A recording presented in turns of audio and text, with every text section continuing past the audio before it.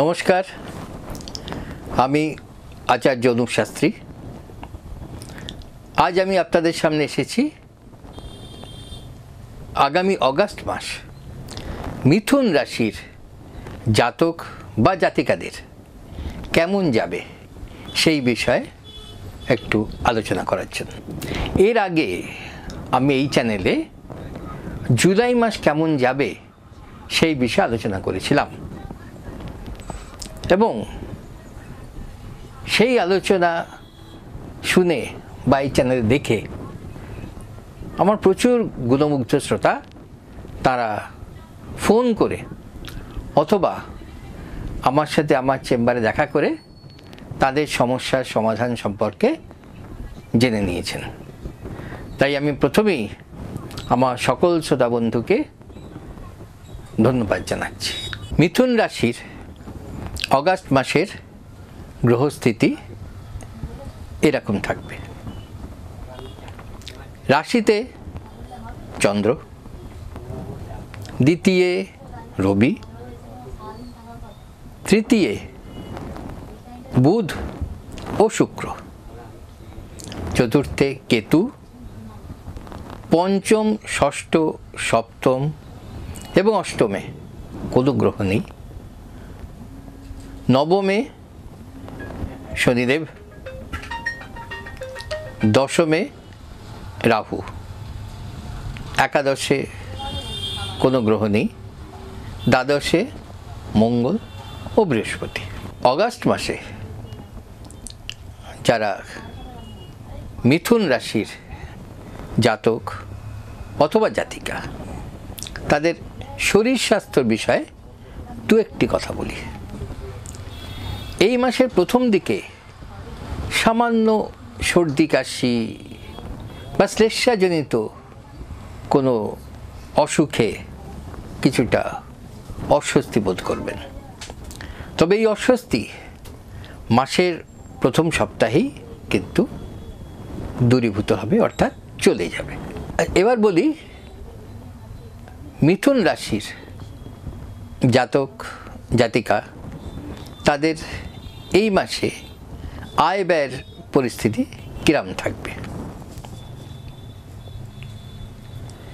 এই অগাস্ট মাসে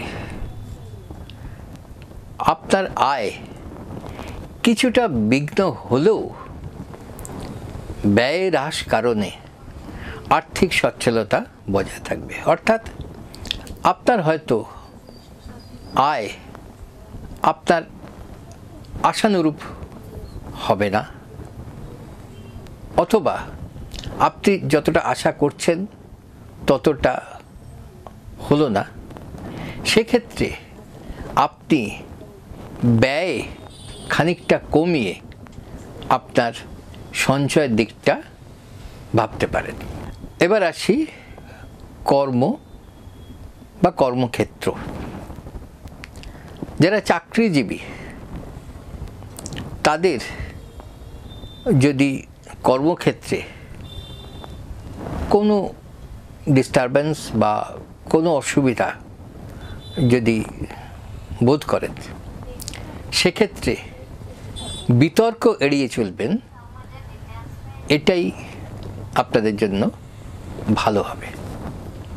অর্থাৎ কর্মক্ষেত্রে আপনাকে খানিকটা সচেতনভাবে থাকতে হবে, যাতে আপনি অযথা কোনো বিতর্কে জড়িয়ে না পড়েন। অগাস্ট মাসে আপনার পারিবারিক পরিস্থিতি কীরকম থাকবে? অগাস্ট মাসে আপনার কোনো মাতৃস্থানীয় ব্যক্তির স্বাস্থ্য নিয়ে একটু উদ্বেগ থাকতে পারে, তবে 22শে অগাস্টের পরে, অর্থাৎ যখন বুধ এবং শুক্র গ্রহের সঞ্চার হবে, তখন এই উদ্বেগের প্রশমন ঘটবে। আপনারা যদি আপনাদের সমস্যাগুলো নিয়ে আমার সঙ্গে আলোচনা করতে চান, তাহলে চলে আসতে পারেন আমার চেম্বারে। এবং চেম্বারে বসে আপনাদের সমস্যাগুলো নিয়ে আলোচনা করতে পারেন।